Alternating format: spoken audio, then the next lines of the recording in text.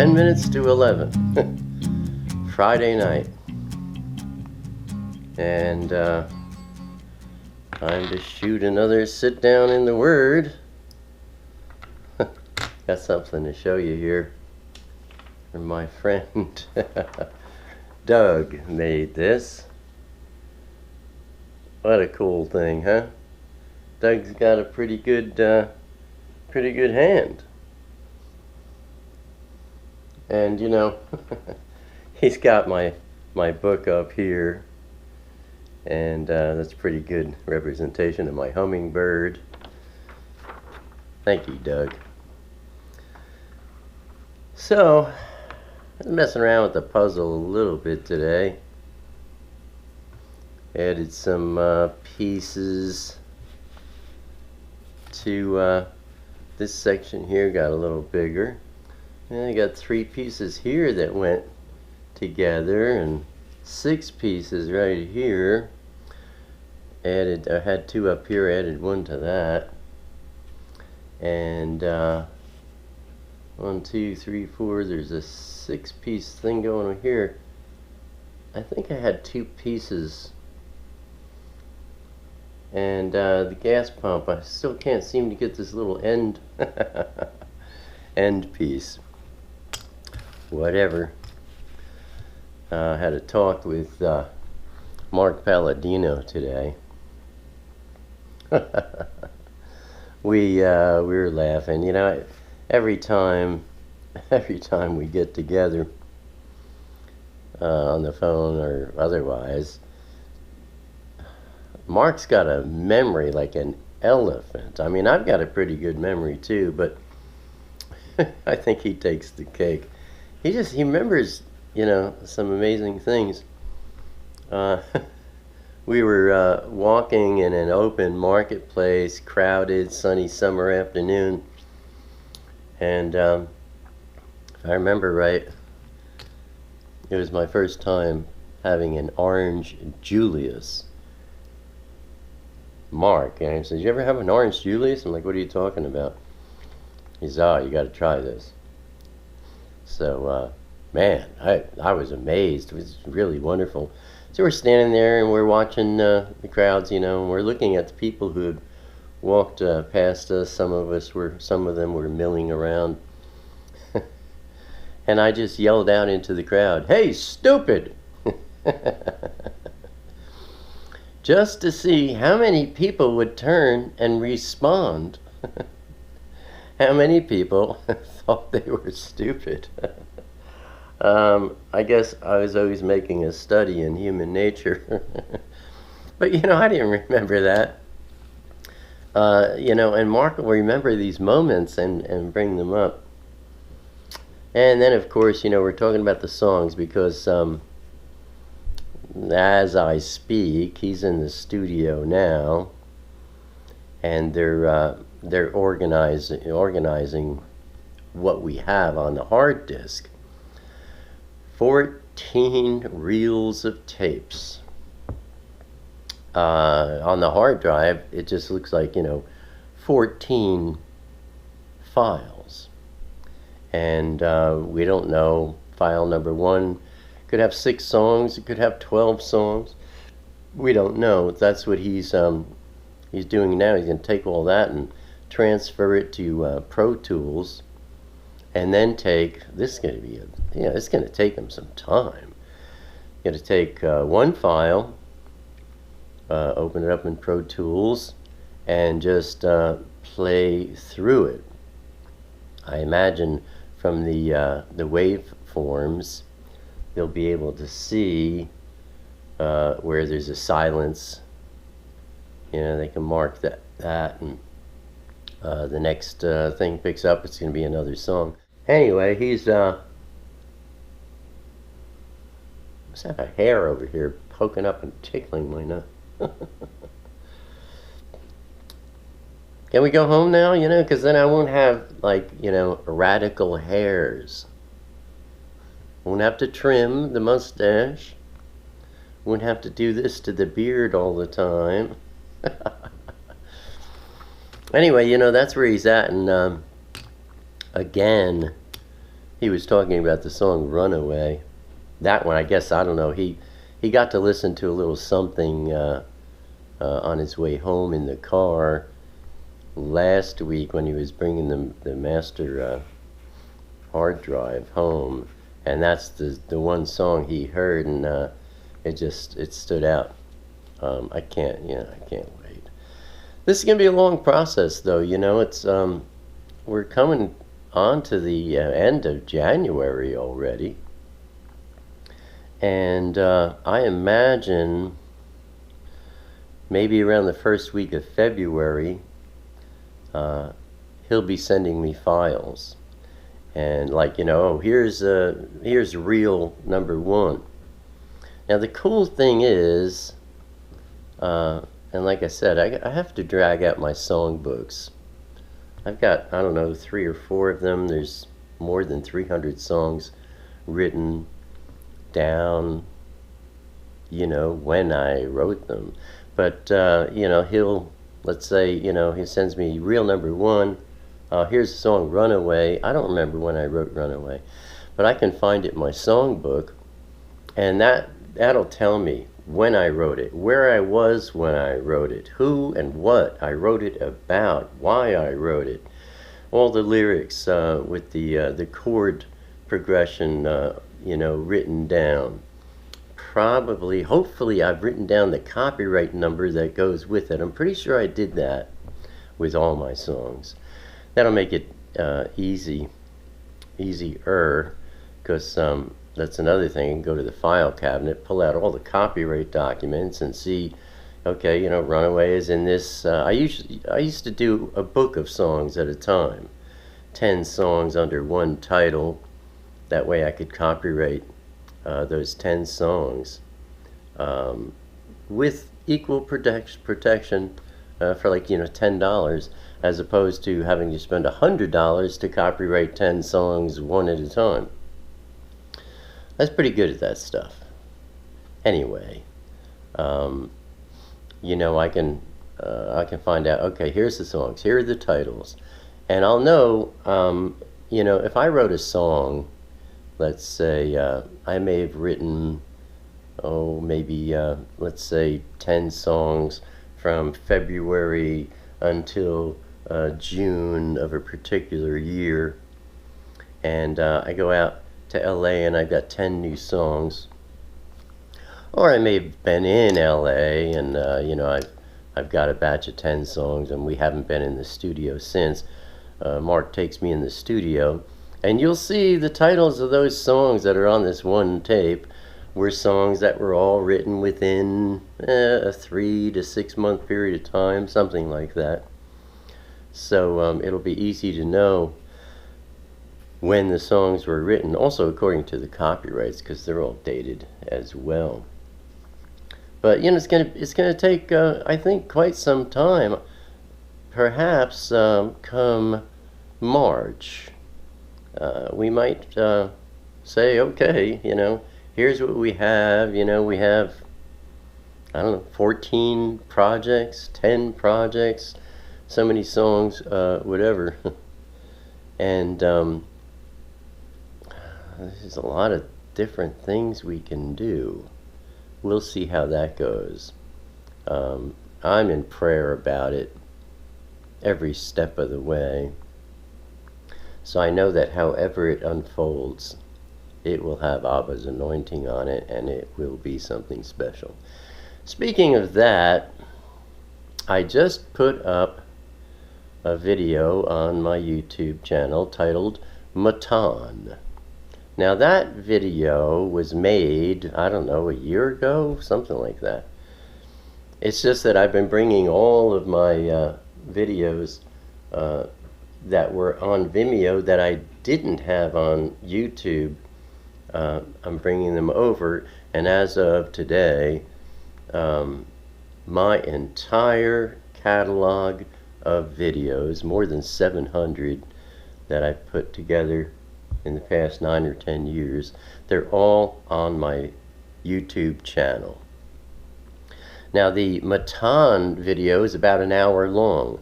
There's 13 songs that I put together as a gift. Matan means gift. As a gift to you, my friends, to say thank you for your support over the years. There's 13 songs. Below the video, I don't know how this works on your phones and other weird apps that you may be using, but you know, if you're on a web browser, you know, like Chrome or Firefox, then what I'm saying will make total sense. Under the video, it says show more.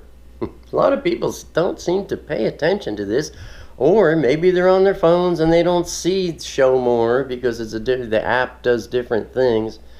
But you want to go to that show more info. Right up at the top, you'll see in all caps, you know, you can download all 13 of these songs for free. You know, scroll down and you go down there and there's links. One link will be for song number 1. You can click on that, it'll show you the lyrics. And then below that, you can click on a link, it'll bring up the MP3 file and you can listen to the song, you know, whatever, while you're on your computer or whatever, phone, whatever. Or you can right click on that one and download the MP3 and own it.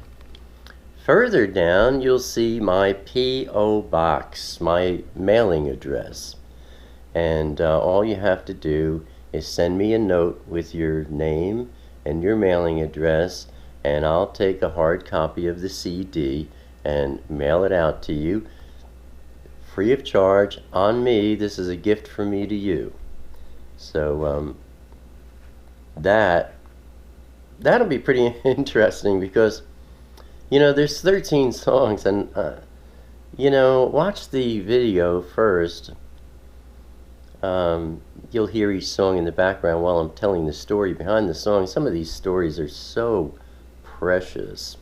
And also, these songs, like the stuff that Mark has that we're working on now, you're talking about me performing from the age of 16, that cracks me up, 17, 18, 19, 20, 21, 22, 23. The Matan CD, can't seem to get that hair. The Matan CD are songs probably from my 30s for the most part. Let's say from the age of 30 to 38 maybe. So that's going to be interesting to compare with these projects Mark and I are coming out with. I'm kind of thinking, like with Mark, we might say, okay, look, here's 1967, Alan's 16, package. 1968, Alan's 17, package. You know, go through that. And then the Matan would be like the crown over it, where you could, you know, you could see me from a young teenager into my mid-20s, and then you look at Matan, and there's a mature songwriter, maybe not as good, because, you know, too much experience sometimes can get in the way. I mean, I had a lot of experience in the industry. I worked with publishing companies, and I had you know, writer deals with publishing companies, and worked as a writer and wrote songs on purpose with other songwriters. Those were, they were kind of ridiculous. I wrote one with Matresa, who you can be familiarized with when you watch the Matan video. Wow, Matresa. Anyway. I wrote one song with her. One day, she was over my house doing her laundry, and we were hanging out, and I always had notebooks on my coffee table. I'd write down song ideas. I had notebooks, like a stack of notebooks with song ideas that I never, ever, And I did it for years and years, and I would go, like, why do I do this? I have never written a song off of any idea that I jotted down in a notebook. Well, I think I was in the kitchen making some coffee, and Matrace's sitting on the couch, and she's looking over these things. She says, what are these notebooks? I have song ideas. I never use them. I just like to write ideas down, whatever. She's flipping through them, and there was one page, and it said, "Dancing with Your Shadow." I don't know why I wrote it down. I don't think there was anything other than that, dancing with your shadow. She says, "Oh, this is a good idea, you know." So, finished making the coffee. We sat down. We picked up our guitars, and I'm pretty sure I did something to Matrace that she never did with other songwriters. She was always working with other songwriters. Her record company and her publisher would always encourage it. And, you know, the songwriters in Nashville, to them it was like, you know, a process, you know. What are we going to write about? You know, we're going to write these two, you know, they grew up in low-income housing development, you know, they're miserable, and their parents, the girl, hate the guy, you know, but they get together, and then, you know, whatever. That's how they would write songs. I've never done that. I wouldn't even consider doing it. I started talking to Matrace about her mother, because her mother was a backup singer in Nashville for many years, and she was well known throughout the music industry. She had passed away. I think Matrace was fairly young, and I started pointing the lyrics that were coming out about her and her mother, because she's following in her mother's footsteps in the music industry. So, you know, you could kind of relate that to Dancing with Your Shadow. From the day I bought my first guitar to the song I'm singing now. It's a beautiful song. I never recorded it. I remember singing it at a party at a party one night, and I had everybody weeping. Matrace has an anointing for songwriting that is wow, wow, wow. And this song was quite powerful. You know, Mark keeps saying, maybe we should go in the studio and get you to record something. Well, maybe. We'll see. If we're here long enough, I might just get bored enough to say, yeah, there's a really cool analog recording studio about 2 or 3 blocks away from me right here. I've never been there. I've heard about it. Mark could fly out. We could go there and do stuff, and that would be a song to consider. It's a powerful, powerful song. Anyway.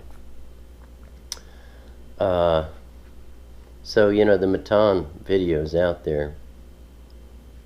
It's going to be something to consider with the project Mark and I are doing, because, you know, these are the 13 songs on the Matan CD. For the most part, are pretty much me and my guitar. Sometimes I'll have a band behind me, but it's always just a very supportive kind of thing. It's still, the focus is on my voice and my guitar playing. And that's going to be the same story with the tapes from the old days with Mark. A lot of them are just me and my guitar. Some of them will have, you know, musicians and maybe drums behind me, but they're done very tastefully. So it's going to show that Abba's Matan, to me, his gift to me with music, you'll see that it isn't much different when I was 16 than what it was when I was 36. It's pretty much the same deal.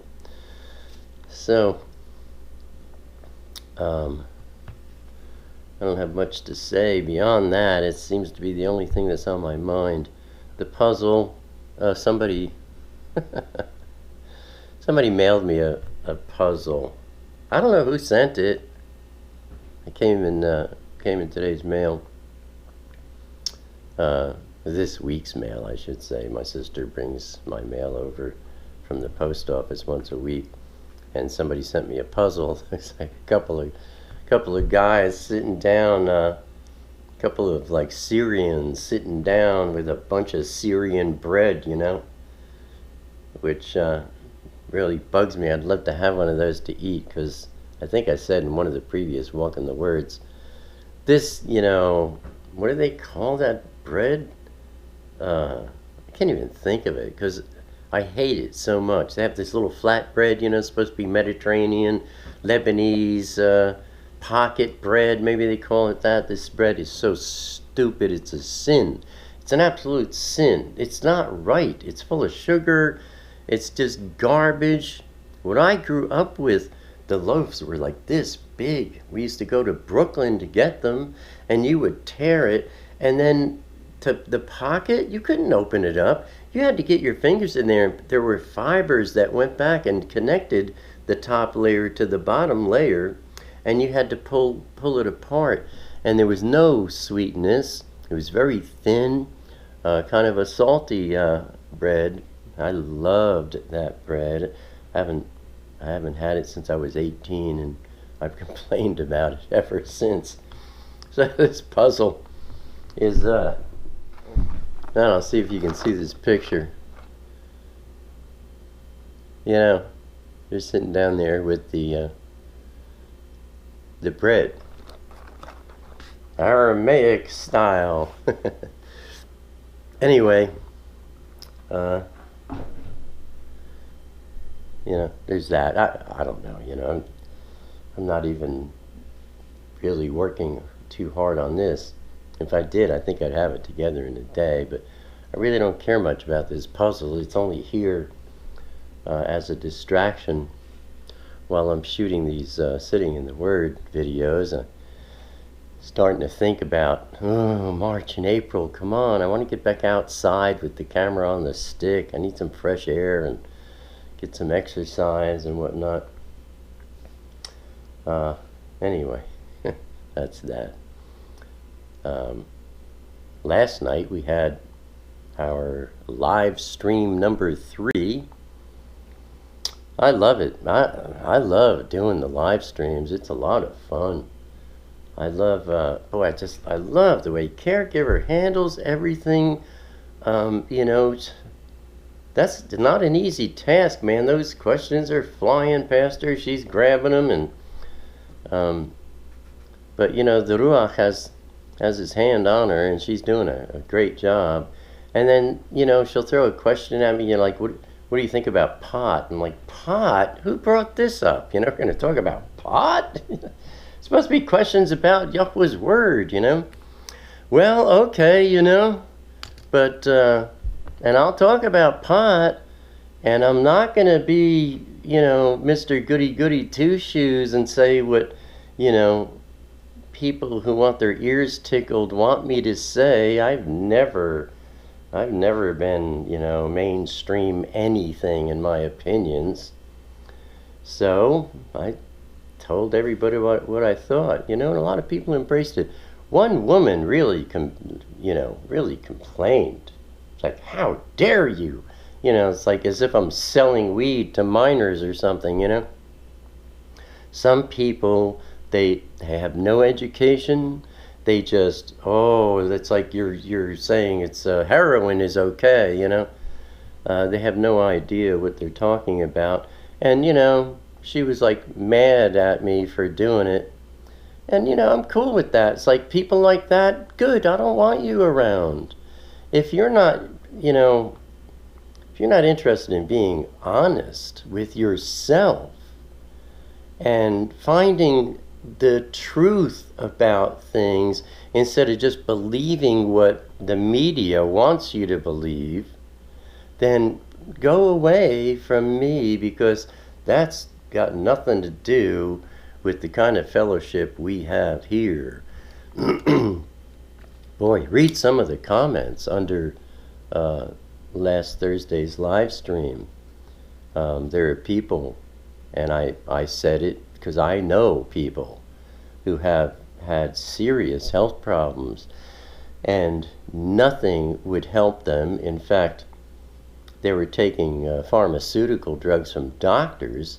Not only were those drugs not helping them, they were breaking down their organs in their body and creating more problems. Marijuana doesn't do that. And I know a lot of people that were in horrible pain. And, you know, marijuana takes away the pain. It's not addictive. Anybody that says it's addictive, they're crazy. They're lying. They don't know what they're talking about. Some people, like I said Thursday, you know, why are you smoking pot? That's the only question that needs to be answered. Some people have addictive natures. They'll get addicted to bubble gum. It doesn't matter what it is. Or alcohol, which will take you down. Marijuana won't take you down, and it won't make you inconsiderate and nasty towards other people. So anyway, that was surprising. That's what I like about the live stream. It's like, I don't know what's going to happen. I love that because, you know, I always say, Abba said, don't plan your words, and then my Ruach will move through you and speak my words. And that's what I pray for every time I get in front of a camera, including right now. That's why I like not having anything planned. So anyway, boy oh boy, what a time we are in. It's January, it's closing down. You know, we've had these freezing single-digit temperatures. Tomorrow's Saturday, you'll be watching this. Saturday and Sunday here in Jersey, it's going to be 50 degrees. Man, I mean, that's going to be like summer. And pretty sure next week, sitting in the Word, I'll have some exciting news about the project Mark and I are working on, because I'm sure he will have heard maybe the first dozen songs or something like that, and I know him. He's going to have much excitement to express. Anyway, that's our sitting in the Word for this week, my friends. Thank you for being here. Elohim's mighty beracha on you and yours. I'll see you Tuesday in the newscast. And until then, Abba willing, I'll see you then. And until then, keep your wicks trimmed and your lamps burning bright. Shalom, my friend.